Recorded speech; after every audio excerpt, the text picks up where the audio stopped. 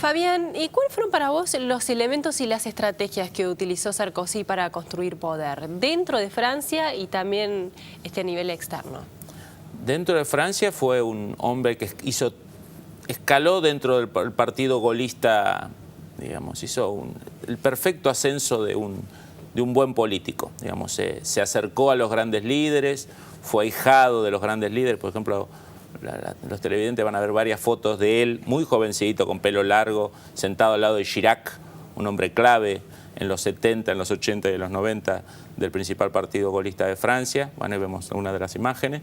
Digamos, hizo toda, y cuando acumuló poder, especialmente para fines de los 90, como referente de una derecha nueva, o sea, hizo un gaullismo pero nuevo, digamos, un gaullismo que, a diferencia de los anteriores candidatos o políticos franceses, con un discurso bastante proamericano, cosa rara en Francia, con un discurso muy centrado en la seguridad interior, en un discurso muy centrado en el control de las inmigraciones ilegales. O sea, tocó varios hilos sensibles, digamos, de la política francesa.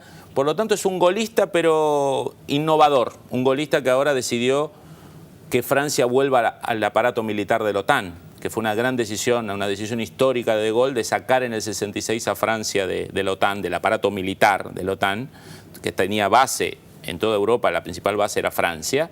De Gaulle, en esa actitud de balance de poder con Estados Unidos o de no alineamiento con Estados Unidos, había decidido retirar a Francia. Bueno, él, 40 y pico años después, dice, bueno, Francia tiene que volver a la OTAN.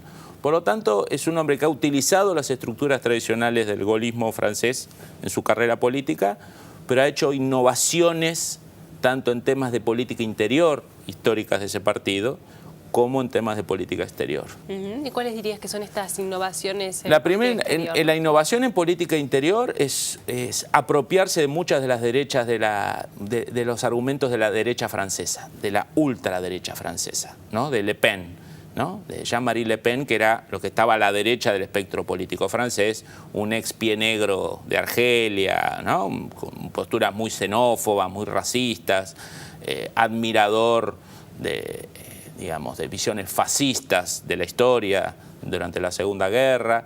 Bueno, ese partido se hizo muy fuerte con el tema de control de las inmigraciones ilegales, del microdelito, del tema de los barrios, el descontrol de los barrios que rodean las grandes ciudades de Francia, especialmente París, pobladas por inmigrantes ilegales, que era un tema que los dos principales partidos de Francia, el gaulista y el socialista, o no trataban o lo trataban de manera garantista o de manera muy moderada. Y que la sociedad exigía. Él entendió esto y empezó, digamos, a robar, digamos, argumentos, no llegando a los extremos de Le Pen, pero fue logrando ser visto como un referente de la seguridad interior, como un duro en materia de control del delito, del microdelito, de hacer respetar Francia como una identidad francesa y no, digamos, una mezcla de razas, ese tema de lo multiétnico que a muchos franceses no les gusta.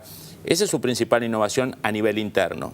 Su segunda innovación a nivel interno, económica, es un hombre que, a pesar de su pertenencia al gaullismo francés, es más liberal que el promedio. Digamos, Francia, usualmente todos los partidos de centro y de izquierda son fuertemente estatistas y creen en un Estado muy padrino, muy acompañante. Bueno, él ahí le puso un rasgo más, se podría llamar liberista, no neoliberal en el sentido extremo, pero sí una agenda más liberal, de más énfasis en lo privado, en la iniciativa individual, en alguna baja de impuestos a los sectores más ricos. Siempre al estilo francés, digamos, ¿no? Que es muy moderado. Y en materia de política exterior, este giro, ¿no? Este giro de buscar un lazo muy fuerte con Washington, especialmente a nivel retórico, buscar regresar a la OTAN, o sea, mostrar a Francia otra vez dentro del aparato militar de la OTAN, tener y potenciar la relación de Francia como articulador de Washington con algunos países con que Washington tiene tensiones, por ejemplo, ¿no? Por ejemplo, con Rusia. Esta idea de acercarse a Washington, pero a su vez mantener muy buen diálogo con Rusia, mantener muy buen diálogo con China, mantener muy buen diálogo con Brasil, ¿no? Lo hemos visto hace poco a Sarkozy en Brasil vendiendo un paquete de armamentos de 12.000 millones de euros, incluyendo a futuro un submarino nuclear, digamos. Le ha dado mucho dinamismo a la política exterior francesa, usual de Francia, pero le ha agregado un tono amigable a Estados Unidos, tanto sea con Bush, tanto sea con Obama. En esta alianza con Brasil, ¿ambos ganan? ¿O hay uno que es más ganador que el otro? ¿Qué le permite? Bueno, Francia lo que gana es mucha plata. Sí, muchísimo. ¿No? Digamos, mucha plata para su industria aeronáutica, para su principal empresa, la Dassault. Mucha plata para sus astilleros con los submarinos. Digamos. Para Francia es un gran negocio económico.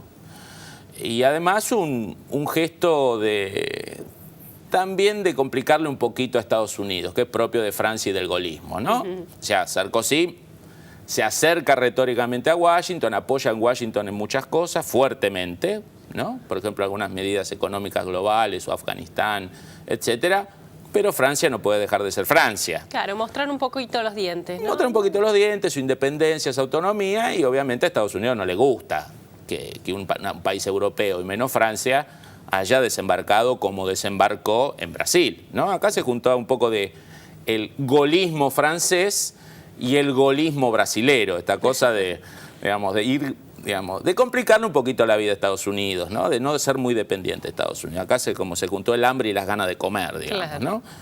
Y es una jugada geopolítica que le da además una inserción en la región importante. Y en el caso de Brasil, bueno, lo que busca Brasil, además de tener una tecnología probada en combate, de armas buenas históricamente, Brasil tiene una historia de relación militar con Francia, es un país que usualmente no te sanciona ni te corta los repuestos, cosa que cuando Estados Unidos se enoja rápidamente empiezan algunas sanciones o medidas. Entonces es un proveedor seguro de armamento, Francia. Y otra cosa, y tercero, es que Francia empieza a ser como el lobista en Europa y en el mundo de un rol, por ejemplo, de Brasil en el Consejo de Seguridad. Sarkozy ha dicho Brasil tiene que estar en el Consejo, con banca permanente en el Consejo de Seguridad, tenemos que achicar el G20 a un G14 donde tiene que estar Brasil. Bueno, o sea, Sarkozy Francia le ha retribuido a Brasil con un conjunto de retórica, digamos, de darle prestigio a Brasil en la comunidad internacional. Y para cerrar este acuerdo, Francia ha tenido que ver ciertas características particulares en Brasil para poder sellarlo, o solamente decir, bueno, me voy con este paquete de dinero y estas ventajas. ¿Ha tenido que cumplir Brasil con ciertas cualidades o requisitos para que Francia haya decidido? No. Acá lo que hay es un país como Brasil que está dispuesto a invertir una suma ingente, importante de recursos en un programa de armamento plurianual y buscar un socio, como decíamos antes, un buen proveedor, seguro, no proclive a sanciones o embargos, no dependiente de Estados Unidos, muy dispuesto a transferir tecnología, como es el caso francés. Eso es lo que Brasil ve en Francia.